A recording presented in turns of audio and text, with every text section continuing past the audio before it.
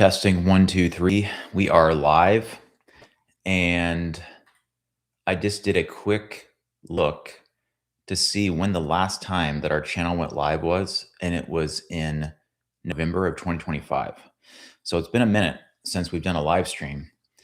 And I wanted to make this live stream specifically about ketosis, about GKI, because it's just one of those problems that I see over and over again, whether it's a misunderstanding or just a difficulty getting into the level of ketosis that, you know, we want you to be in as the foundations of Press Pulse. And so I wanted to just take some time to, really more than anything else, I wanted to answer some questions if anybody is going to be on today. And so I'm going to see if I can figure out how to share my screen. It's been a minute since I've used this software and they may have updated it. So here is the slideshow that I'm going to use to kind of try to teach off of. And so while I wait for, a couple people to join, I will say that, you have a wide variety of things that you could put, in your body when it comes to food. And we have three macronutrients, right? We have carbohydrate, we have protein, and we have fat.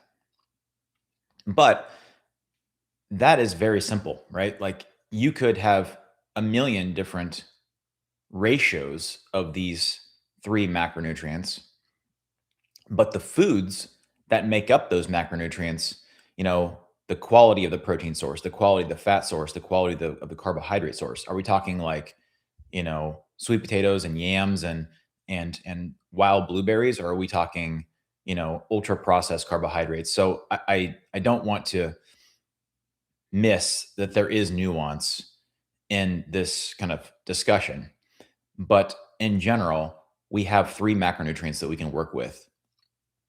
And, when we understand that some macronutrients, specifically carbohydrate, but to some degree protein, are what will, activate the insulin switch, which will effectively shut down ketosis in the liver, then it really makes our decision somewhat straightforward about what macronutrient we may prioritize.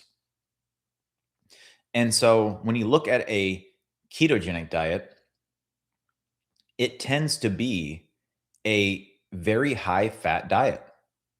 And the protein is really the nutrient that is kind of the most variable and kind of messed around with. And it also tends to be an ultra low carbohydrate diet. And what that effectively does for us is that it allows the vast majority of the macronutrients coming in to be a macronutrient that is going to have little or no effect on insulin, and it's going to actually keep ketosis activated. Hey, Paul, good afternoon to you as well. And Ed said something. He said FTA. I don't know what that means. I'm probably too old to know what that means, what acronym that is. But so what I'm trying to get at is that you have a lot of choices. And, gosh, diets are, there's like, I don't know what the statistic is, but there's just, hundreds of diet books that come out like every year, and everybody's got a different take on different diets, but we really only have three macronutrients. So, it's this ratio is really what is ultimately able to be played with. And when we understand this about ketones, and we also understand that we want to limit the amount of glucose getting to these cells as much as we possibly can, we understand that you can't get to zero. That's impossible. You will have some degree of glucose in your bloodstream. But is a glucose of 70 significantly better than a glucose of 210? This is just arbitrary numbers, but it's meant to prove a point. Would it be better to have a glucose of 70 over a glucose of 210? Yes. Do you have to be on a ketogenic diet to lower your blood glucose? No. But does it make the most sense at being the most aggressive at doing it? Yes. And even if you could lower your blood glucose significantly on a non-ketogenic diet, you're still going to have probably a higher glucose than you would if you were not doing a ketogenic diet. That's arguable. I don't really want to get into that much of an argument, because if you probably used whole foods and fibers and et cetera, you may be able to be comparable. But there's also benefits of ketones as well. So what I'm trying to get at in these last couple of videos is there are options for us here, and those options will have different effects on hormones in our body, specifically insulin, and that will either keep us in ketosis or kick us out of ketosis. And the macronutrient that's kind of the X factor for most people is protein. And a ketogenic diet is not a high protein diet. That is something that is a kind of a misunderstanding. But that being said, we don't want you to have zero protein. That would be damaging. And we don't want you to probably have 50% protein. That could also likely damage your ketosis situation. So it's going to be finding that happy medium for you. And at least what I'm reading is that kind of 0.8 grams per kilogram is kind of the floor of where you want to be at. If you're still not in ketosis at that low of a protein, we got to look for other things that are going on, because you're on kind of the macronutrients that would make sense. Now, if you can tolerate more, and that goes back to our glucose ketone index calculator, right? If you can tolerate more, then there could be benefits to that within reason. It's just that we don't want it to be where, I can tolerate more, and all of a sudden you're in like a 70% protein diet. That may not be ideal, and it probably would kick you out of ketosis at that point, because you would probably have insulin signaling that would be going on. But your own N equals 1 will determine that. So the question is, what kind of diet makes sense for us? Knowing that this is not the entire therapy, knowing that this is not the be all end all. This is just one component of a system. And so for me, I try to be not, I really don't like bandwagons. I've been part of bandwagons in the past, specifically when I was, plant-based and at one point a vegan. And I've decided to get off the bandwagons. But I do think that there are things that make sense more than others. And I do think that the ketogenic diet and a therapeutic ketogenic diet for a lot of people makes a lot of sense. And but that's their own N equals 1 context.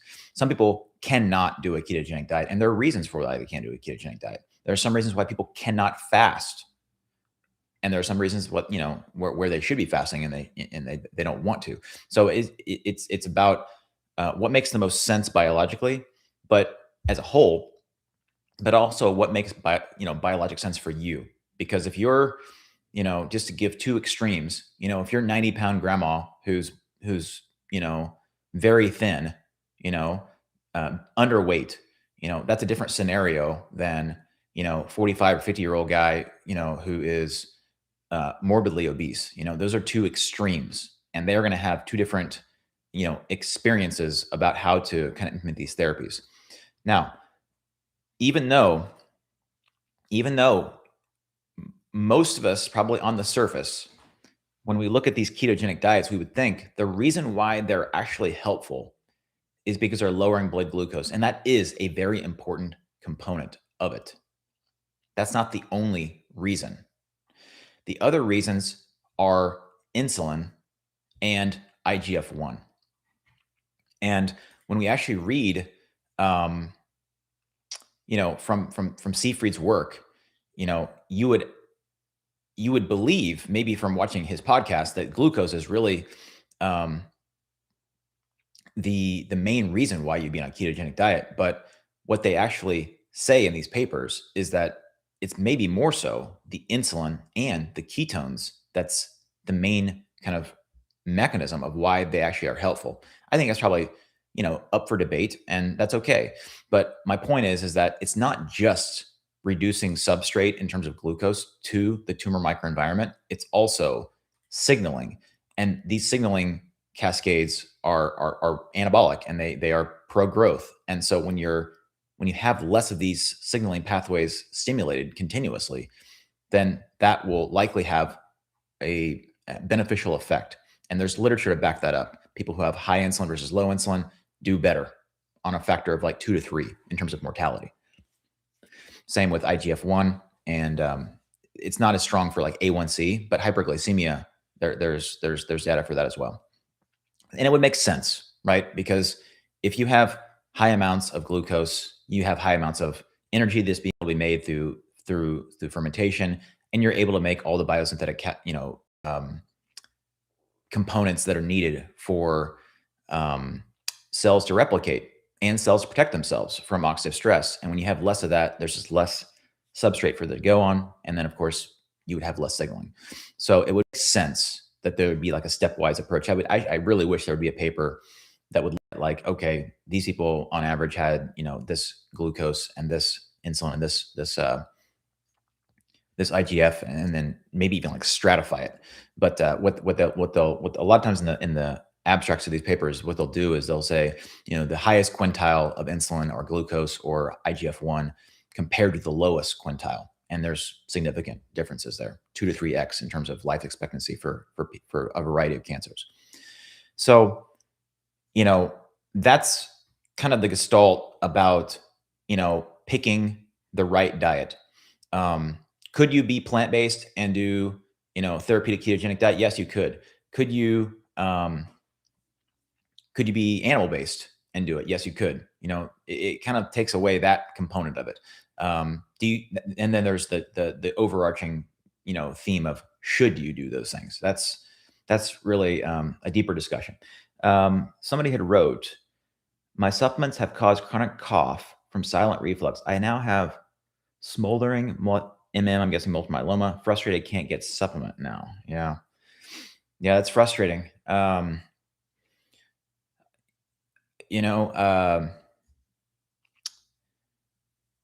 not, probably,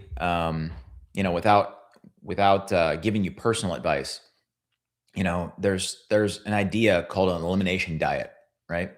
And the elimination diet is where you basically go on a very like elemental, even like very, very simple, diet. And you start adding things in. And when you add things back in, you see, do you have a reaction? Do you have do you feel bad, et cetera? I mean, I'm oversimplifying it. But my point is that maybe you could do something like that. Like, is it one supplement or is it every supplement, And then you could try to figure out what you could tolerate versus what you may not be able to tolerate. I'll tell you that this is kind of something that I do see quite often is that, when I see people in consult or when I see people, is basically that people will come to me on just lists of stuff. And I don't say this to give people a hard time, because people they want to live and they want to get better. And they kind of just throw everything up against the wall. And some of those things are harmful that they're taking, and some things are helpful that they're taking potentially, but they're on so much stuff. And that's something that like breaks my heart when, when people are on so much stuff. And I just try to imagine like the amount of like sheer volume of pills that you're trying to take. And I just wonder, could it just be a volume of stuff, or is it a supplement that you're potentially taking that could be giving you problems? Definitely worth exploring. So, one of the issues with diets of all types is that it's very difficult to standardize the diet. And what I mean by that is, let's just specifically talk about ketogenic diets. So, before Seifried et al. Basically created the GKI. My understanding is that a lot of times when they would put people on ketogenic diets, they would give you kind of a framework of what it is and just kind of like let you eat whatever you want, and it may be kind of like a ketogenic diet or it may not be a ketogenic diet. And so there was really no way to know, like, is this person even in ketosis? Like, is it even a ketogenic diet or not? Or is it just like what the person believes is a ketogenic diet based off of the structure they were given for the methods of the study or whatever? And I think that was contributing to, or what was believed was contributing to, a lack of, um, I mean, for better words, efficacy, like of the diet. And so people thought about this, and Seifried's group and others, I'm sure. This is the paper that was published in March 2015. I'm suspecting that they came up with this before this, but this paper was published, or who knows, maybe it was a epiphany. But they created this, and what they created was this GKI, right? Glucose ketone index, and I find this to be fairly ingenious. And the ingenious is the fact that it actually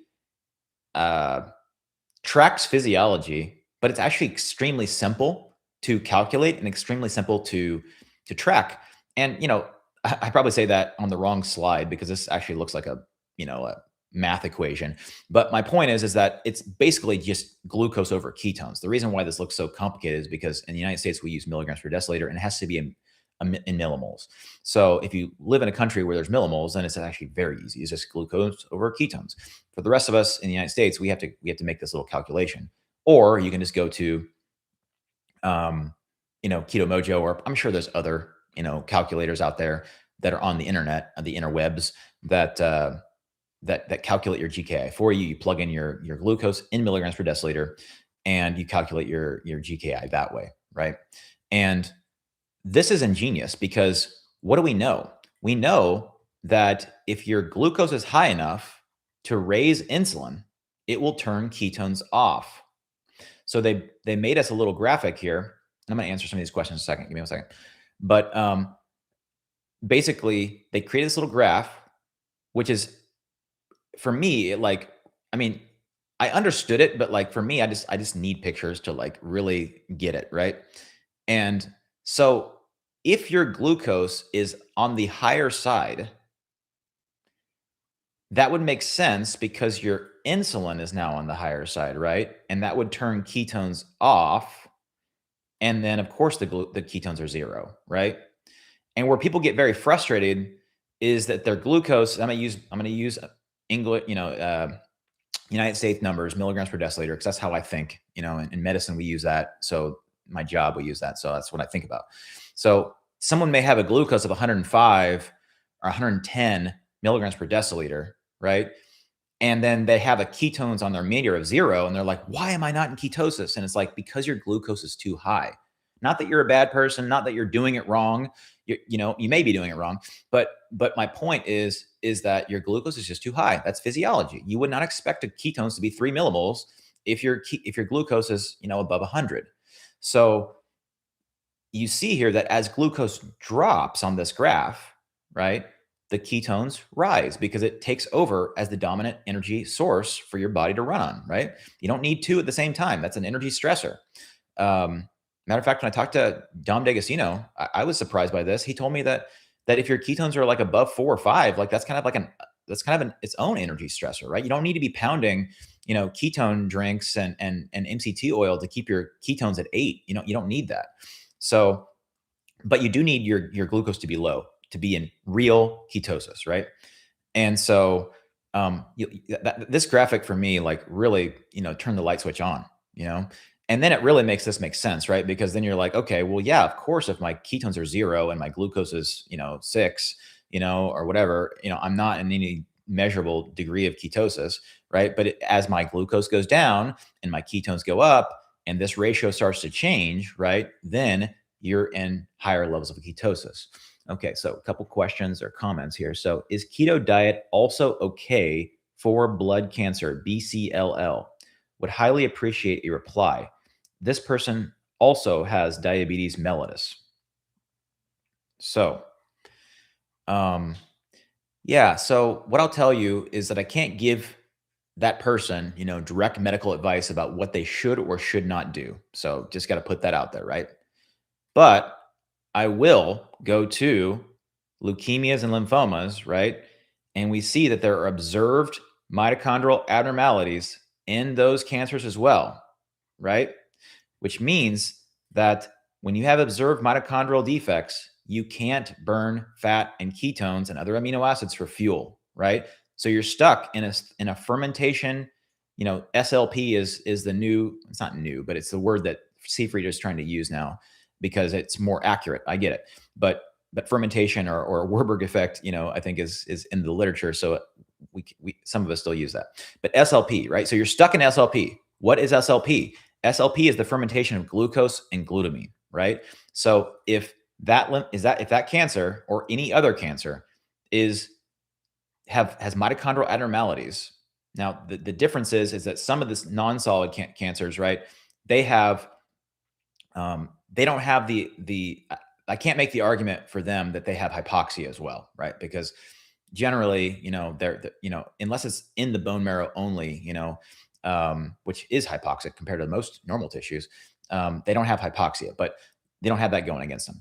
So, you could make the argument that you can't couple the electron transport chain. What you have to use the argument that I use is that that CLL is that it has mitochondrial abnormalities, and mitochondrial abnormalities, specifically the electron transport chain architecture and the cristae formation, are what dictate whether or not you can burn fat or ketones and oxygen, right? But we're not talking about oxygen in this case. So we're left with a fermentation pathway. So then you'd ask yourself, okay, if the cancer can't burn fat and or ketones, what do I have left, right? I only have three options, right? I can give carbs, I can give fat, and I can give protein, right? And knowing that this is not the entire therapy, right? This is just one intervention that I can do that I have power over is my macronutrient ratios, right? So if that cancer, just like every other cancer, basically uses carbohydrate and sugar much more, 10 to 30 fold more than other cells in your body, it would make sense to be on a ketogenic diet just for the BCLL, right? Now, if you're diabetic, that's even a better reason to be using a ketogenic diet. Not that it's the only solution for that person, but it's a very drastic solution because it radically lowers insulin, radically lowers IGF, and radically lowers blood glucose quickly, right? So it's a very, and depending on the person's body habitus, fasting could even be a better option for that person, right? Because fasting is like there's no substrate coming in. So even what little, where the heck is it? I'm skipping around the graphics here. Sorry. What little amount of insulin signaling that's going on, you're going to even probably clamp it down even further because you're fasted, right? So for that person, that may be even the best option, not for the rest of your life, maybe every other day, maybe 16/8, maybe less than that. I don't know that context, but yeah, I mean, I think that would make a lot of sense to me, for sure. Type 2 diabetes mellitus shouldn't be eating carbs. I don't disagree. They can also cure their diet. Yep, I believe that, and I've seen it. Let's see here. So you have your blood sugar at 72, ketones are 1.2, GKI of 2.8, midday reading OMAD yesterday. Yeah, I mean, that's great. I mean, what I'll tell you is that I personally don't believe, what I'll tell you is lower likely is better, right? Like the lower your glucose, the lower your insulin, the lower your IGF-1, the better. But that doesn't mean that if your glucose ketone index is not 0.5, if your glucose ketone index is 3, are you a failure? No, I don't personally believe that. I believe it's a continuum. I believe, less than 1 is the best case scenario. And that's what we're always aiming for, but you may never achieve it, or you may dip your toes in it if you do a 2 or 3 day fast, right? But my point is it still better to have a GKI of 3 or 4 or 5 than 20 or 0 ketones and your glucose being 250? Yeah, 100%, right? So it's a continuum, but that's an excellent GKI. 2.8. So many people saying cancers can grow from fat and ketones. We know cancerous mitochondria can't make ATP with fat and ketones, but there is a case for those materials. Yeah, so that's like I've done many videos on this because it's a frustrating thing. Basically what happens is that the research, test tube, experiments, they will they'll do one of two things. They will um they'll use the word use in a way that is vague, and maybe it's not vague to them, maybe it's not malice, but like it's vague in a way that it makes it seem like that the cancer is actually burning, like oxidizing through the electron transport chain, fat and ketones for fuel, right? And that isn't happening. They use like carbon like tracings, and almost all of those if it's being used at all by that cancer, like it's being used for raw materials, a lot of times it's used for fatty acid creation, through citrate. So they are used. They're just not used as energy, right? Um, yeah, it's very nuancy. I kind of hate that about it, but at the same time, I kind of like looking through papers and like trying my best to like find the critical error. The other thing they'll do is they'll like not restrict glucose and glutamine, and they'll give like a ton of ketones, and they'll grow cancer because they're giving like super physiologic amounts of beta hydroxybutyrate or acetoacetate. Like I've seen papers, like no joke, like you have to understand, like most people's ketones in millimoles are, and this, remember, what this is measuring beta hydroxybutyrate, which is about 5 to 6 times more than all the other ketones, right? So that means if you have a circulating beta hydroxybutyrate of 3, then you probably have like acetoacetate levels, maybe like sixfold, sixfold less than that, right? That's physiologic, and that's in like therapeutic ketosis, because ketone, a BHB of 4, a beta hydroxybutyrate of 4, is significant ketosis. So, other than ketoacidosis, which still wouldn't give you the numbers that I've seen tested. I mean, I've seen them test like 50 millimoles of acetoacetate, without restricting glucose or glutamine. And yeah, this kind of be used as a raw material. I mean, cancer is like very handy. It'll pick up things. Matter of fact, I think this is the slide this is a Seafried slide, right? He knows that fatty acids are being used to make things, right? And autophagy is being used, but it's just, if you're restricting glucose and glutamine, it's just not enough to keep the cell alive, right? That's the issue. It's like, it's not that, if we even go to like a graphic like this, right? It seems fairly absolute, right? But it's probably not that, right? Like CLL is probably here, right? Like ALL is probably like, over here, right? It's like there's degrees of dysfunction and degrees, right? That's probably why these are very slow growing cancers, and like aggressive cancers, like triple negative breast cancer or something like that, is on this side of it, right? More glycolytic. And if you look at the literature, like castrate resistant prostate cancer, the more aggressive phenotypes of cancers generally are highly glycolytic. And the more indolent cancers are kind of like, because they're not growing as fast, they don't need as much energy, they don't need as much substrate, they don't use as much. Not because they don't have broken mitochondria, but because they're just, they're not using it as much. Man, there's a lot of comments. I love it though. That's good. That's why we're doing the live stream, right? I kind of missed this.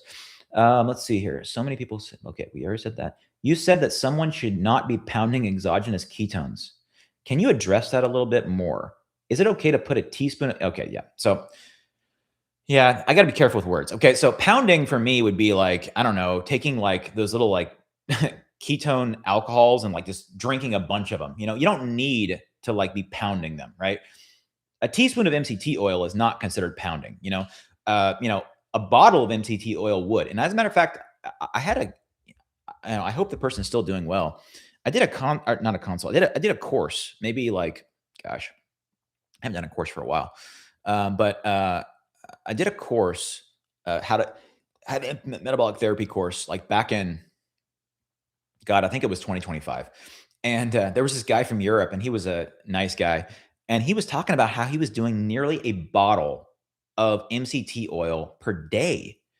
And I think a lot of us were kind of like in the group, because there's, me and then a bunch of other people in the participants. And we were kind of like, wow, that's a lot. First of all, that'd be costly, number one. And number two, is your GI tract okay? Because some people can't even tolerate a teaspoon or a tablespoon of MCT oil.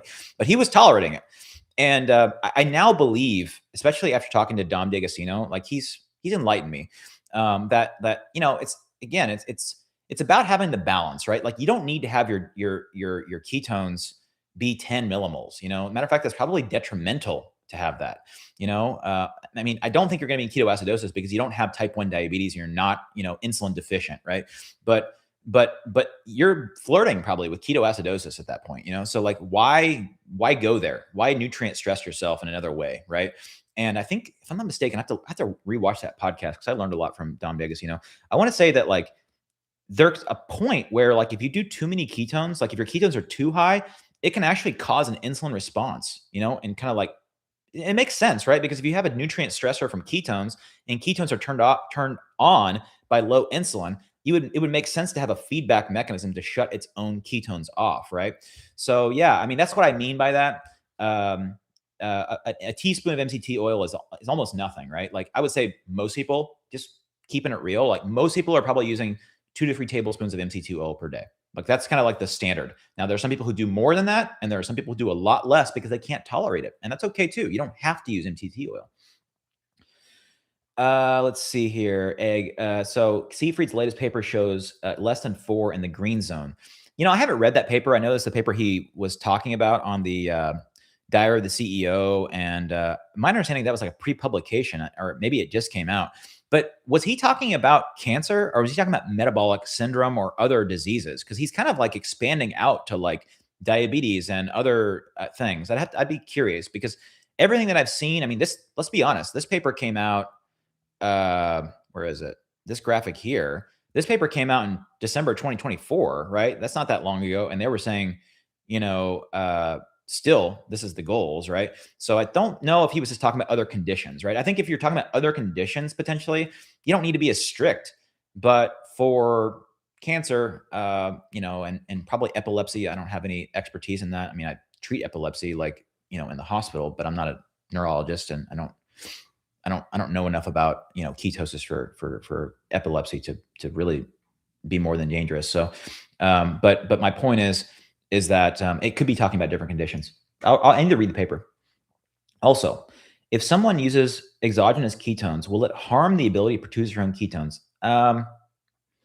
Well, yeah, maybe, right? Not so. So let me make this the nuance that I want to say. So I kind of alluded to this in a second, right? So if I start taking a bunch of ketone powders or ketone esters or ketone salts, right, and I get my ketones up to 8, what is believed, again, this is like not me, this is like a ketone expert, right, says that at a certain level, you may stimulate insulin to auto shut off your own endogenous ketone production, which then probably makes you more reliant on the powders, and it keeps you out of endogenous ketosis. I think the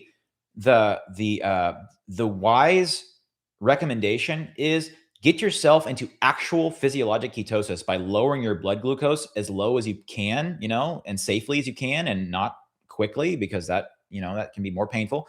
But, get your GKI as good as you can naturally, and then add some supplements. I think that's probably the most reasonable kind of recommendation. You're the best person to spot holes in papers. I don't know about best, but I do enjoy spotting holes in papers. I love, I never would have imagined, because I actually hated lab. Like, when I was in college, like in undergrad, like I hated organic chemistry lab. I hated biochemistry lab. I hated physics lab. I hated all the labs. I love the books and I love the lectures, the kind of the more like the classroom work, the didactic stuff. But now I kind of like really like looking at methodology of studies and like figuring out how they, perform the study, and like, and really like trying to understand like where the flaws are at, because most of the time there are fatal flaws in these papers that are pretty apparent when you actually go through it. If you actually read just the abstract, sometimes you'll scare the crap out of yourself. I'll read an abstract and I'm like, man, this is actually like, this doesn't look very good. And then I'll actually read the paper and I'll be like, okay, yeah, this is what I see is the problem with this. But that even is, let's be fair about that even. That's probably not even the best way to approach it, because I should be even more of an empty vessel when I read the papers, not trying to look for something wrong. But since I've seen so much data to make me think that ketosis is the best, macronutrient ratio for cancer specifically, that and so many things about this make sense, from like so many different angles, that whenever I see something that like doesn't make any sense, like I'm very skeptical. Let's see here. I have maxed out the Keto Mojo. I know many people have maxed out the Keto Mojo. When I was very fat, no supplements though. Yeah, I mean, you can get into ketosis without supplements. Let's be honest, And matter of fact, I think you should try to. Um, I really love this graphic. I actually did my own kind of version of this, and I have it in like the Press Pulse Lab, for example. But I think this is a great graphic because in this graphic, the old school, the OG, Press Pulse graphic, this didn't give a lot of detail, at least from a graphical format, about like stepwise approach of how to implement this. And this is much more clear, right? And so, what I'll tell you is that, in this phase is where people get the most frustrated. Probably, actually, they may get the most frustrated over in these phases once they figure out how expensive some of the repurposed medications are, or IV vitamin C or HBOT. But from a just strictly like implementation perspective, this is probably the most frustrating for most humans on Earth right now, because most people who end up getting cancer, I'm not saying everyone, but many people have some kind of degree of metabolic syndrome. Maybe they have fatty liver disease, and that like slows things down, right? And so my point is that this ends up being a very frustrating thing. And, of course, I'd try to like have you do it on your own without using a lot of supplements. And then but that's completely context dependent, um, because if you have stage 4 and you're like progressive disease and you're like maxing out all the chemotherapy regimens and the doctors are saying there's nothing else left for you, then you may have an accelerated timetable, right? But, for most people, this is a 4 to 6 week experiment to figure out what how your body works, and that's why in this particular like area, I think a continuous blood glucose monitor is bad to the bone. Like this is a good idea. This is a great area to use a continuous blood glucose monitor because you're getting continuous data. And I keep hearing people tell me like, I feel like I'm doing a study on myself. Right. Right. I feel like I'm understanding about how like sleep and stress and exercise and cold plunging and, X, Y, and Z and I don't know, whatever, like affect my glucose. And, you know, this is, this is kind of an interesting story. And, I'm not going to use names because that would not be fair. But, in the Press Pulse Lab, we have every other week, we have a Q&A that's a live Q&A that is for presses, mostly ketogenic diet, stuff that you do all the time. And we do an every other week that's pulses. And it's not hard and fast. We can talk about whatever we want in those. But in general, I try to set the tone as this is the press week, this is the pulse week. And my point by saying that is that the last time we had a Q&A, one of the members was talking about how like she had been in like good ketosis. She's been using her CGM, blah, blah, blah. And then like she ate some sushi and it like spiked her glucose. Like, she normally is riding in like the 70s and 80s. And all of a sudden, like one sushi, like roll or whatever she had, it raised her glucose to like over 200. I'm like, wow, you know? So the bottom line is that this just takes time to figure out what affects you and what doesn't. And I come to be very surprised, like I'm drinking, I probably better like not pause so long because it makes it seem like I'm drinking something else. But I'm drinking, I'm trying to think for the camera, a ketogenic coffee, right? It's like it's got heavy cream, it's got some MCT oil and coffee. That's what it has in it. And I really like this drink, this keto coffee. And I will tell you that there are some people, and I feel very sorry for them. Caffeine will kick them out of ketosis. Some kind of a stress response. It's a catecholamine response, a cortisol response, something is kicking them out of ketosis. And that sucks to learn that, right? Now, maybe we can like add fiber or fat or something like that, make it the end of the meal, maybe like mitigate it. But man, so I'm just grateful I can have coffee with some caffeine in it and not kick myself out of ketosis. All right. So I've missed a bunch of stuff here. All right. Apparently it's a new chart in the new paper. Yeah, that's what I'm saying. But is that new chart talking about cancer only, or is he talking about metabolic syndrome as a whole? That's what I wanted to know. Because I think he's kind of expanding, from what I'm understanding, they're kind of expanding, ketogenic diets past just cancer only. But if it's 4, I will tell you, I will be grateful because 4 is a much more achievable and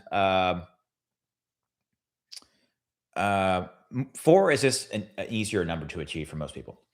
What is the ideal insulin number? Yeah, I don't know if we know that. I think lower is probably better, within reason. I mean, insulin is not bad, right? If you didn't have insulin, you know, you'd be a type 1 diabetic and you'd be in ketoacidosis and you'd have glucose of 600, right? So we need insulin. It's just that we don't want insulin to be chronically high. What I'll say is probably the lower the better. Like let's say the scale is 2 to 20 or more, right? 20 would be horrible, 10 would be bad but acceptable. 7 would be better. 3 would be really good, and I've seen it as low as like 1.8.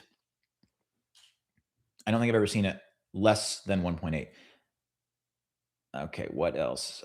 For others who want to get a better GKI, the carnivore diet has been an easiest way I found to get into nutritional ketosis. 100 pounds lost as well. No, I mean, dude, many people succeed on carnivore. Now a lot of people are also scared of carnivore too, because they're like, well, is it too much protein? Is it too many amino acids? And blah, blah, blah, blah. I think there's an argument for that. It's probably different ways you can structure a carnivore diet as well. I tend to be not all or nothing, like all meat is good, and all plants are bad, or all plants are good and all meat is bad. Like I think there's probably a gray area where I probably live, and I've been on both extremes too. And I've lived on both extremes, and I don't enjoy those extremes really, to be honest with you. But if it works for you, man, go for it, brother. And if it's helping you lose weight, and I know your prognosis and your diagnosis and you're doing well, that's fantastic. Like go for it. Plus, let's be honest. I mean, who doesn't? I mean, not who doesn't. That's not fair. I like a good steak. Anyway, let's face it. Dr. Peavler is brilliant. I don't know about that, but I do want to help people get well. That is true. I am passionate about getting people well. Let's see here. VU. I don't know what that means. VU. Paul, you may want to explain yourself. I don't know what VU means. If you could suddenly jump into far north latitude of 20 Ka environment and can only be eaten their foods nearly totally carnivorous. Of course, Ray would ask this question. Nearly totally carnivorous most of the year. No Western modern diet. What would blood glucose ketone be? That's a good question. I will tell you that I don't like cookie cutter answers. And the reason I don't like cookie cutter answers is because I've just seen too many people be on similar diets and one person gets a vastly different result. And, one of the things I might be talking about, I don't even have do I have the slides here that I can like tease you guys with? I found a paper recently, you guys, and I'm not done going through it. It's going to take me some time. This is the paper. Mechanisms of insulin action and insulin resistance. This paper is baller, okay? This is not a cancer paper. This is actually really more about insulin resistance and diabetes. And look at some of these graphic quality. This is like an unbelievable graphic quality. So my point is this paper is very dense, okay? I'm learning a lot of new things going through this paper. And it's published in 2018. I haven't found a better paper with better graphics yet. Now, if somebody has a better, newer paper, I'd love to read it with better graphics. But that's what I'm going to be presenting on that. And basically what I'm going to be getting at is that probably, I don't want to overstep here, probably fatty liver disease to some degree is the reason why this person gets into ketosis in a week and this person takes 8 weeks. Let me just leave you with that. Okay. And the cool thing about fatty liver disease is it's reversible. Okay. So I do want to talk about that as being one of the reasons why your GKI is not going down. Okay.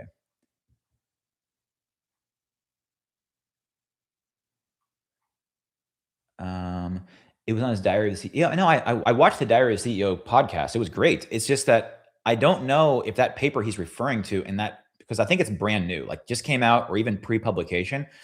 I don't know if that paper is only about cancer or if it's about metabolic diseases in general. And I'm gonna pull it, and then not right now. But I'm gonna pull it and I'm gonna read it, and I can give better guidance. But if he has softened the GKI recommendations, that will actually make life a lot easier for a lot of people. Now, do I still think that lower is better? Yes. but for the right person. Swap out the cream for nut milk if you want the benefits of coffee bean. Oh, fascinating. No Audrey animal. Okay, so now we're getting into animal plant-based discussions. Okay. What is Ka Ray? I don't actually know what he's because Ray, I don't want to like give your situation away, but I think you live in Oregon, right? Like that's not 20 north. So I don't know what 20 Ka means. I don't know if it's like an altitude, maybe it's altitude. I don't know. Oh, it probably is probably 20K altitude, right? 20,000 altitude, right? So latitude changes solar exposure, ultraviolet exposure, throughout the year, but also altitude does. So he's probably talking about if I'm a far north latitude and at a high altitude. I'm guessing what he's talking about. I don't know if it's, I don't know. I mean, I guess you'd have to use the DMinder app and see if it can make the calculation for you to see whether or not, you're getting enough sunshine. Let's see here. Any new protocol for call? For call? CALL? I don't know if it's an acronym for a cancer. If it is, I've never heard that acronym before. So just spell it out for me what you mean by that. Probably ALL, probably, I don't know. CALL, I don't know. Let's see here. Meat increases mTOR. We don't need to activate AMPK for cancer, or am I thinking too simplistically?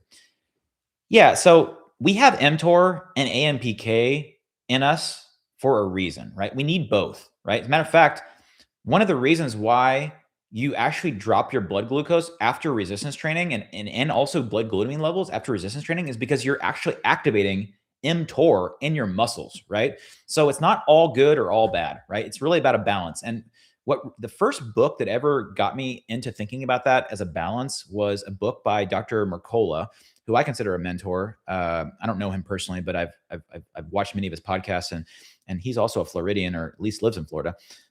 He had a book when I was right out of residency, and I remember I was listening to it as an audiobook. It was called Keto Fast, and it was a really interesting take because he made the nuanced argument that was like, look, insulin's not bad, IGF-1's not bad, mTOR's not bad, right? But it's probably bad if it's sustained continuously, right? So it's more about like, how can we use mTOR, insulin, IGF-1 signaling to our advantage to, I don't know, maintain muscle, build muscle, but also keep ourselves in a low insulin state the rest of the time, right? And I think that's the nuance that I like to kind of wade in because I don't like the all or nothing, black or white arguments.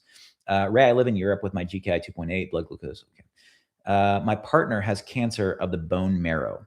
He is on a carnivore diet and takes D3, fenbendazole, ivermectin. Are you saying non-glucose, fat-based diet is not beneficial for him?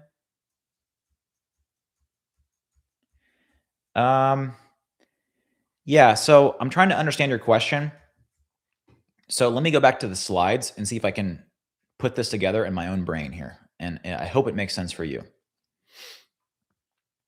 Where is the slide I want? Oh, so macronutrient ratios, you could be on this macronutrient ratio. Well, not as a carnivore, but you could be at this macronutrient ratio as a vegan or vegetarian or an omnivore or a Mediterranean diet. And then within this macronutrient ratio, you could have this 55% carbs be potato chips, right? And I don't know, something even worse than that, like something like table sugar, right? Like you could have it be sugar, or it could, this 55% carbohydrate could be, I don't know, like a starchy vegetable, that's, I don't know, or fruit or pomegranate or something like that, right? So like this is one way of looking at a diet, right? But the nuanced perspective is like what makes up those, these part of the graph, right?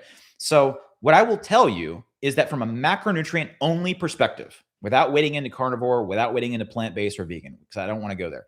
But my point is that it makes sense from macronutrient perspective to eat this macronutrient ratio. Okay. Now, if you want to add some more nuance, would this macronutrient ratio of a bunch of processed crap, canola oil and Crisco, would this be better than this or this if it was whole foods? I don't think so, actually. I think that this needs to be nuanced, that it's whole foods, right? And then you can add additional nuance onto that.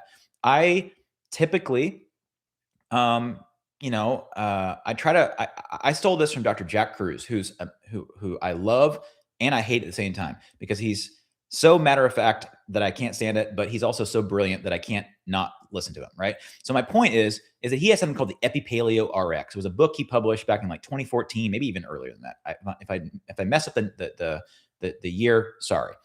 The Epipaleo RX was basically a very omega-3 seafood rich diet. And so my point is that could this be a carnivore diet? Yes. Could this be a pescatarian diet and it be better? Maybe, right? Because we know that omega-3 fatty acids, long chain, have a lot of benefits without getting too much into the weeds, right? So my point is that you can add all kinds of layers onto this. I mean, I did a video not too awful long ago about how different fat types are potentially making it easier for ferroptosis to happen or are more difficult for ferroptosis to happen, right? Like you can even talk about like the fat type, where it comes from, like if it's MCT oil or like saturated versus monounsaturated versus polyunsaturated. There's a lot of nuance to this. But if you're looking at strictly macros, okay, just strictly the bars on these graphs, then a low carbohydrate, absolutely no sugar, but low carbohydrate in general, high fat, the protein is really the measurement that is probably going to be the biggest X factor for most people, depending on your very own N=1 context. Yeah, I think that would make sense. What did I lost? And then fat diet is not beneficial for him. Yeah, I hope I answered that question. It's Annie. I hope I answered that question. Leucine triggers mTOR. Yes, absolutely. Leucine is the strongest, most anabolic of the branched chain amino acids, which are the most anabolic of the amino acids, right? So leucine is very mTOR heavy. But do I believe there's a difference between doing a grass-fed, steak at 3 ounces versus a leucine powder, or even a whey protein powder that's hydrolyzed versus not hydrolyzed? There's a lot of nuance, right? Of what that's going to do to your insulin and these signaling pathways. When you break a fast with high GI carbohydrates, your body is in a state of high insulin sensitivity. Ingesting simple sugars immediately after a fast can trigger a remarkably sharp insulin spike. Yeah. I mean, matter of fact, people, like, not in cancer, but like in other areas of fitness and health, right? Like bodybuilders and like fitness competitors, they use the high GI carbohydrates to spike insulin. They even take insulin, like professional bodybuilders take insulin to have an anabolic response to try to build muscle, right? So, there's pros and cons of these things. I don't think injecting insulin into yourself is probably a good idea, whatever your goal is, for fitness. But that being said, they do it. High insulin also temporarily suppress. Yeah, actually, that's the first step. So what Paul's talking about is, where the heck is it? Actually, I may use some of the new graphics to show this. So basically what happens is when you have insulin here, it shuts down lipolysis. And that lack of free fatty acids is part of the cascade of why your ketones shut down, right? So glucose goes up, insulin goes up, ketones go down. Because remember, one of the substrates, probably the major substrate of ketones, is fatty acids. You have to have available fatty acids, right? If you don't have available fatty acids, you can't make any ketones. Now, there are certain amino acids that are strictly ketogenic, and there are mixed ketogenic and glucogenic amino acids as well, right? These also make up ketones, but fatty acids is the big one, right? So if you turn off lipolysis, which is the breaking down of fatty acids and from fat cells to get into circulation, to go to the liver to make ketones, of course, it's going to kick you out of ketosis. 20,000 years ago. See, I completely missed that. I don't know, man. I think for a person who's doesn't have cancer, I think that it makes sense to do seasonal easing from whole food sources, local. But that being said, once you have cancer, I think the game does change a bit. And I think I would if it was me personally, I would err towards a low glucose, low fruit, low glycemic ketogenic diet. Okay, high insulin temporarily. Okay, we just went to that. Paul, please don't do that. I don't know what he's talking about. Doing. Probably don't high insulin. We want to keep our insulin as low as possible. I know I do with stage 4 cancer. I think it makes sense. And there's data support low insulin having better prognosis with cancer. This is why I check it regularly for people. Fasting insulin. I think coupling and uncoupling applies to mitochondria, better functioning with ketones. Agree fully. There's a lot of meat on this bone, and there's a lot of things I don't know as well that are probably at play. Many things. That's why I like to listen to Dr. Cruz, because he challenges me on things I don't know. I like to learn. Fish is fantastic, but fish is even nuanced, because some fish have 0 omega-3s and some have the most in the world. Doesn't all starch turn to glucose? Yeah, I mean, starch is a chain of simple carbohydrates, right? So you have like amylase, and you have different enzymes that break down those sugars, right? And they will turn into simple sugars. And it doesn't have to be glucose. It could be fructose. It could be lactose. It could be other simple sugars, but it will be a simple sugar at the end of the day. This one, the best carb is a fiber. Yeah, exactly. Fiber is a. That's why fiber, like it or love it, like there is mortality, benefits to cancer with higher fiber diets, right? We know that fiber can lower blood glucose, lower insulin. I mean, and that's a plant, right? So my point is that that's why I don't like to throw the baby out with the bathwater.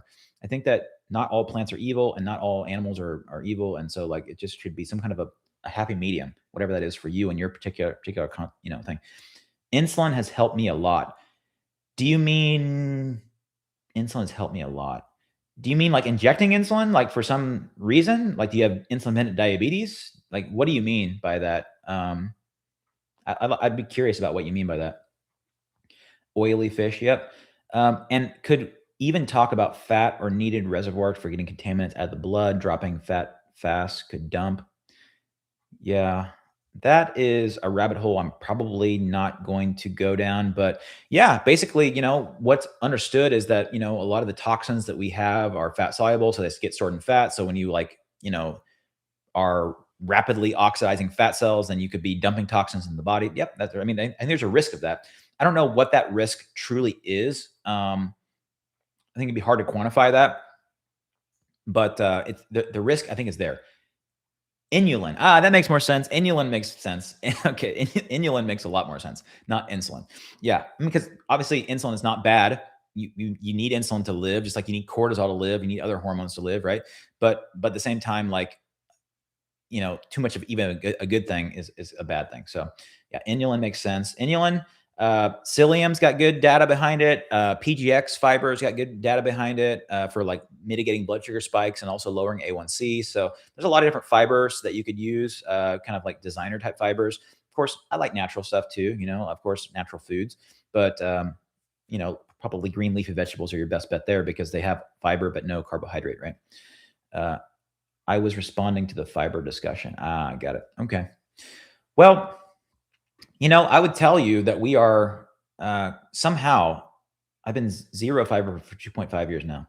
Yeah, I mean, I don't think you have to use it. I'm just saying it could be a tool in your tool bag. I like to think of things as tools, right? I like to think of, berberine or metformin or, Dawn or whatever the thing is, a tool, right? It's not a be all end all. It's not a magic bullet. It's a tool to be used. And then the question is, how do you assemble those tools? I find it's kind of like Legos or maybe Tetris, the old game Tetris, right? How do they fit together in a way that makes sense, right? I think that's the next frontier. And I think we have a very, high level overview of how that could look, and even, more granular details and subsequent papers. But I think there's still a lot more Lego pieces on the board that we could put together in a systematic fashion that would make sense, that leverages very key differences between cancer cells and non-cancer cells. Great live, enjoying this. Good, I'm glad. Let's see here. My personal case dealing with cancer, I was water only fasted for 5 days a week every month, timed with my chemotherapy for the first year and a half, and then going to 3 days in a row for the last 6. Yeah. So I think fasting is a great option for the right person, right? Fasting is powerful medicine. It's, and as a matter of fact, I don't know if you guys follow Mindy Pelz. I like to listen to other creators as well. I'm kind of a YouTube junkie, And, there was a paper that she was highlighting that came out in early this year. I don't know if I have it on this or not. I probably don't, but I'm going to be going over it. It's kind of a gestalt on fasting and like what fasting is the most effective for lowering blood glucose and insulin and so on and so forth. And I think it's a really excellent paper. It kind of like looks at all the different types of fasting strategies. So I do want to get into that. And then the light diet during C treatment prep, dude, that's like one of my major. I mean, that's probably something that separates me quite a bit from a lot of other people in the kind of integrative and metabolic oncology space, is that I think light is medicine. So absolutely, Ray. I mean, circadian rhythm repair, sunlight, and all the downstream effects that happen when you use light effectively. Yeah, CLL. I forgot what your question was though, Jack. Let me see if I can go find it. Any new protocol for CLL? New protocol for CLL? Well, right or wrong, you guys, right or wrong. I'm just going to shoot you straight here. Okay. Right or wrong. I don't see cancer as 100 different diseases. Okay. I see cancer as one fundamental problem, one fundamental disease in 100, different tissues, basically. Right. So what we know about cancer as a whole, including CLL, right, is there are mitochondrial abnormalities observed, right? And then it's a little bit of a stronger argument that I have when it comes to solid tumors, is that solid tumors are also very hypoxic, okay? Low oxygen compared to the tissues of origin, on the order of at least 3 to 6 fold, okay? And that's the average. Some of the cancers in part of their architecture have even less oxygen than that, right? 0.75 millimole. It's a crazy amount of oxygen, low oxygen, right? Basically anoxia. And what we know is that cancer cells, let me back up for a second. In order for the electron transport chain to function adequately, you need intact mitochondrial cristae, which is what Seyfried's getting at here. The cristae are diminished and damaged. You also see it here in this electron micrograph, right? So you need intact cristae and you need oxygen. And this oxygen that is in this one reaction makes up about 90+% of the oxygen that our body uses, right? So the way I look at it is I look at this as tissue that has broken mitochondria, and at least for solid tumors, that is extremely hypoxic, right? So they are locked in to this, right? So what I mean by that is that the framework has not changed. What I will tell you in terms of my personal framework, this is stuff that I, go into great detail on the Press Pulse Lab. My point is that my framework acknowledges that energy is critical. Okay. There's no question that ATP is critical, but it's not the only thing that glucose and glutamine are doing. Okay. And I'm not saying that even anybody's saying that, but what I'm saying is this graphic obviously is saying it's doing more than just ATP, right? But I think that redox homeostasis, the balance or imbalance of oxidants to antioxidants, is where I find myself, I would say differentiating myself slightly. So my protocols, even though it's completely based off of Seyfried et al.'s work, Press Pulse, I would say that I try to probably manipulate redox homeostasis more than other people do. That's what I'll say. And that would be not necessarily unique for CLL, per se. Do you know how the ketogenic diet affects pH? That is a fascinating question. We had a discussion about this on the Press Pulse Lab, actually, probably 2 or 3 weeks ago on one of the Q&As, because one of the things that I will also track for the right person is I'll track urine pH. And not that I'm trying to change the pH in the blood, okay? That doesn't change per se, not outside of pathology. So my point is that, but urine pH has been associated with mortality in cancer. So my point is that I had to do some digging because I could not find a hard answer about this. But what I did find was it was hypothesized that because ketones are keto acids, they're weak acids.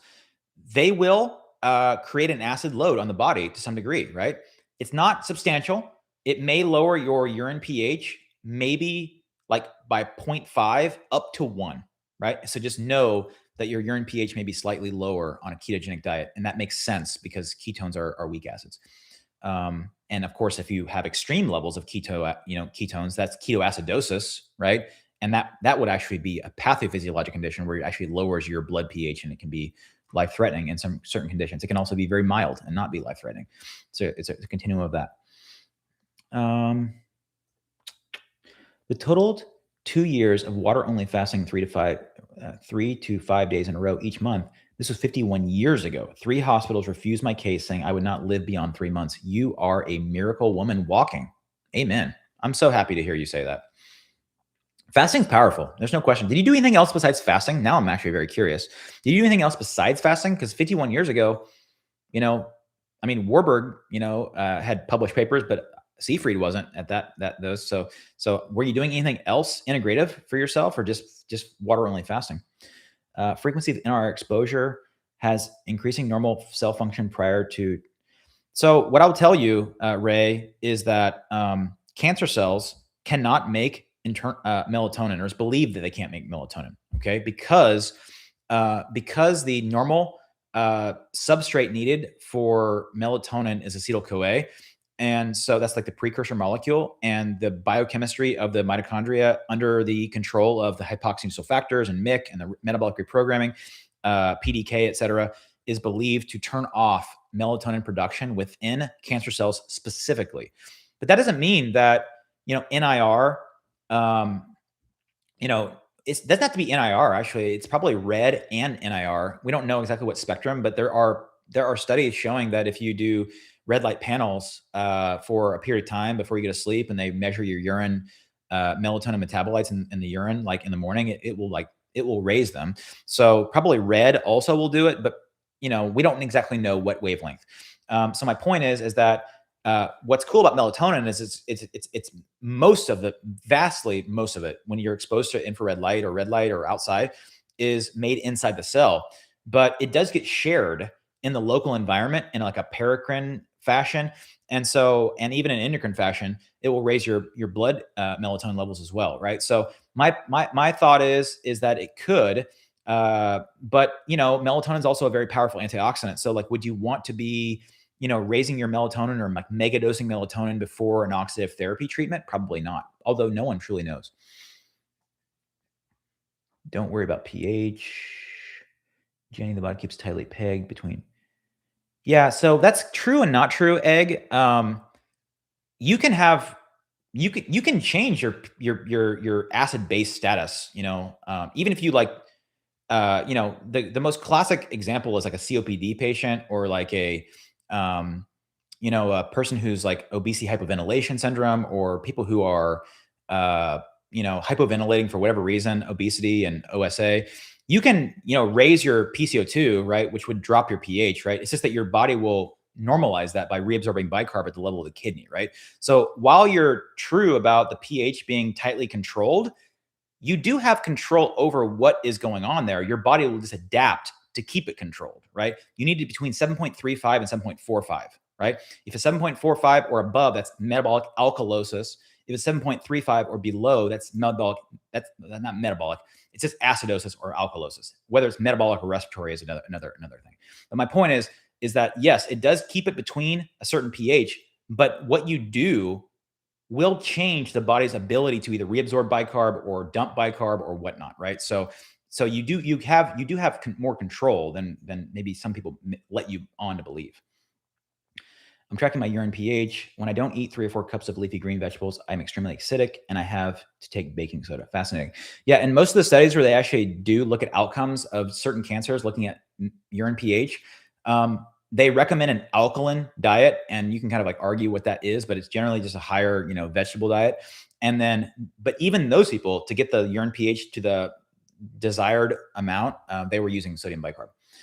While I missed this, have you looked into Georgie? Yes, I have. I don't really want to get into any look, I think, I don't know. Actually, I'd ask you the alternate question. Have you seen Georgie Dinkoff's, I think it was like a like a discussion between him and Thomas Seyfried. It was actually a good podcast, a great podcast. I mean, do I believe there's more than one way to skin cats? Yes, I do. Do I believe that Georgie is brilliant? Yes, I do. But at the same time, I don't agree with everything he says, and that's okay also, right? Like that's okay. Um, I don't think that being on a high carbohydrate diet for cancer is a good idea. That I will tell you. Like, I don't care where the macros are coming from. I think it's a bad idea. But ultimately that's a personal decision. My job is to just give you risk versus benefit as a doctor, and your job ultimately is to make the decision. And people make bad decisions all the time, and we have to be okay with that. Would a ketogenic diet be an adjunct therapy to this type of approach, or do you think you're at odds? I think there's areas of that where it could totally overlap and be good, right? Like I think you could be a ketogenic diet and use some of the B vitamins, right? Or aspirin. Like I think that totally, and I do. Specifically B1. I think B1 is a cool. I've done videos on B1, kind of reversing pseudohypoxia. B1 is a very important cofactor for many of the TCA enzymes for pyruvate dehydrogenase, et cetera. So yeah, I think it could be some overlap and good, right? Good morning. Good morning to you too. But deuterium variability accumulating via diet during C. But if you're on a ketogenic diet, Ray, like those are the most low deuterium foods known, right? It's actually the high carbohydrate foods that have the most deuterium. So I think that's kind of I think you may have answered that with your own question. I think that is at play. Do I think that part of the reason why a ketogenic diet is good is because of low deuterium? It could be. It very well could be. B1 saved my life. That's awesome. I think we did. Yeah. I was in berry for some time. Wow, that's crazy, man. Thiamine deficiency is actually much more common than we actually believe. I've seen some publications like from N. Haynes data saying that like 40 upwards of like 70% of the population has some degree of like B1 deficiency, not just alcoholics. We give a thiamine in the hospital all the time for people who are generally alcohol, abusers, but there's a role for it way outside of alcohol abuse. People in general are deficient in a lot of things, including B1. I read aspirin activates AMPK. I did a couple part series on aspirin a long time ago. I don't remember if it has an effect on AMPK. It does have a lot of metabolic targets on cancer, which is pretty cool. And there's outcome data for it, like epidemiologic data for it. Yeah, I think it's very prevalent. It is. I think it is very prevalent. I give it in the hospital all the time for a variety of conditions, but mostly encephalopathy. Someone who comes in with like an undifferentiated encephalopathy or acute ultramental status, I'll give thiamine to people empirically. Why not? It doesn't hurt anything. Liver is the best source of methylated B complex. That happens in the liver when fruit is eaten. Yeah. I mean, I think that those are probably extremes. I don't think those are probably like if you're eating a couple berries a day, I don't think you're getting, berry. But I think that's more like you're living on processed carbohydrates. I used aspirin to try and thin the blood to help immune cells spot circulating tumor cells. That's one. I mean, it's kind of like mebendazole, right? Mebendazole destabilizes microtubules, right? That's the on target thing that it does. Just like aspirin, will inhibit platelet aggregation. That's probably one way that it works, but there's probably a bunch of other ways that it works as well. Can ivermectin activate AMPK? I don't know. It probably does because it has effects on mTOR and PI3K pathway, and that's kind of like the antithesis of that. So it probably makes sense that it would, but I don't know that for a fact. Does white willow bark do the same thing as aspirin for cancer? Probably not, because this is where some hard realities come in, you guys, is that I personally have always leaned on wanting to do things naturally, right? Like if I could take berberine and not take metformin, like I would do that, right? If I could take, I don't know, food or food-like substances, as a whole food, I would take that over a drug, right? The problem is that, especially for some of the flavonoids some of my favorite flavonoids, like quercetin or things like that, like they are really, really poorly absorbed. And so like you can, and not that we don't know, because there's not a lot of outcome data on specific flavonoids, but we don't know that physiologic amounts of flavonoids don't have outcomes for help people with cancer. But but if you look at what they're trying to do in like test tube studies, like in vitro studies, like there's no way you would ever even come close to achieving like the amount used to show a thing that happens in a test tube, right? So there's a lot of nuance. And so I think that white willow bark and aspirin is kind of like using that as an analogy. All right, it's been an hour and 15 minutes, you guys. I think I'm going to sign off. This was actually a really lively discussion, a lot of great topics. Um, we started out talking about ketosis and insulin and IGF and GKIs and stuff like that, and we kind of like waded into some other areas, which is cool for me because I like talking about a lot of different things. But have you seen quercetin cause serotonin syndrome? No, never.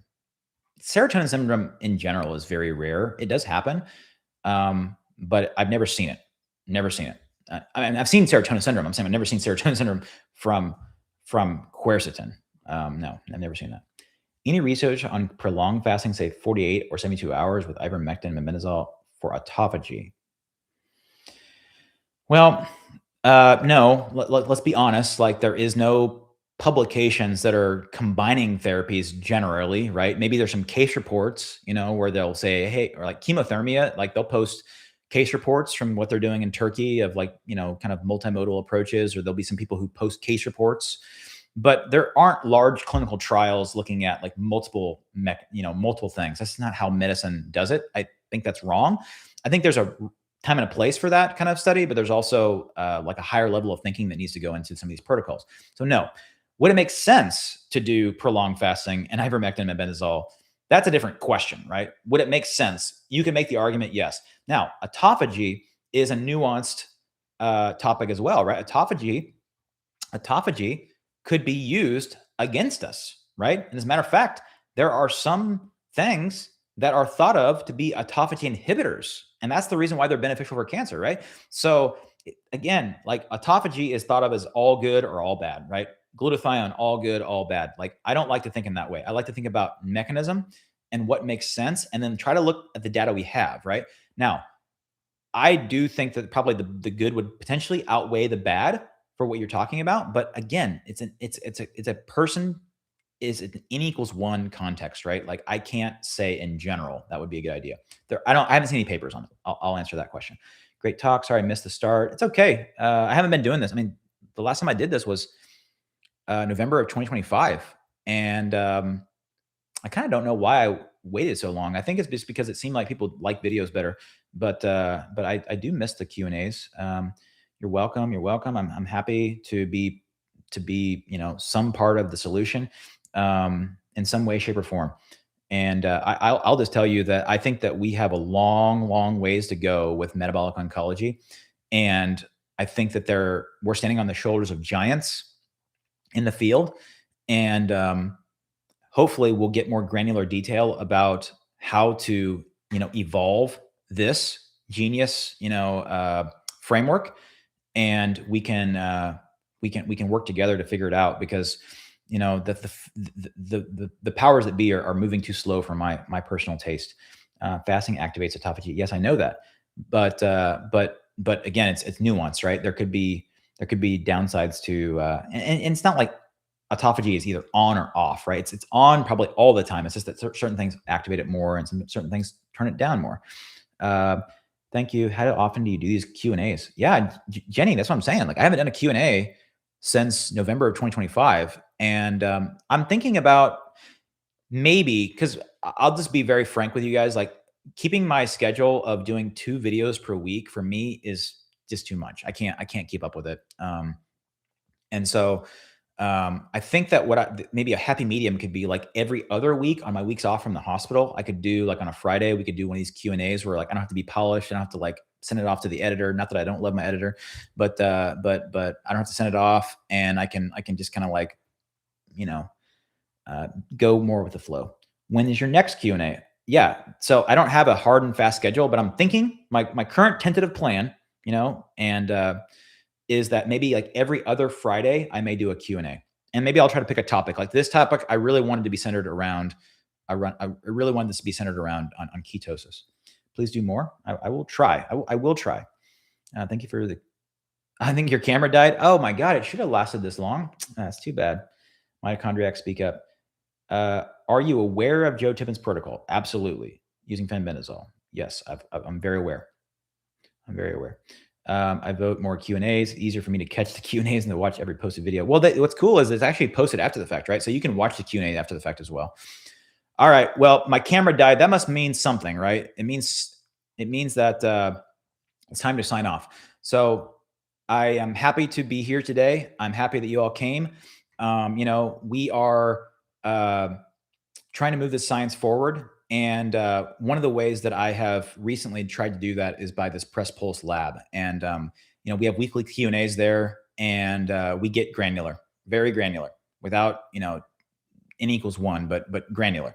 And it's been really enlightening for me. And I hope the people who are in it are also getting a lot of benefit. So that's kind of like the newest ideation. Why not cut down to once per week? Your videos are deep. I did cut down to once per week. It was not, I had to, because I couldn't keep up. Honestly, it's just too much. I have a full-time hospitalist job. I try to do consults on the weeks that I'm not, in the hospital, and then I've got to sleep at some point. Right. So yeah. No, it did. If it froze like that, it died. The battery died. I was in deep therapy ketosis, and my cells became efficient at insulin utilizing ketones and fuel instead of leaving in my body. Lower numbers can reflect optimal cellular uptake. That's fascinating. It's an interesting way of thinking about it. All right. God bless. Take care. Until next time.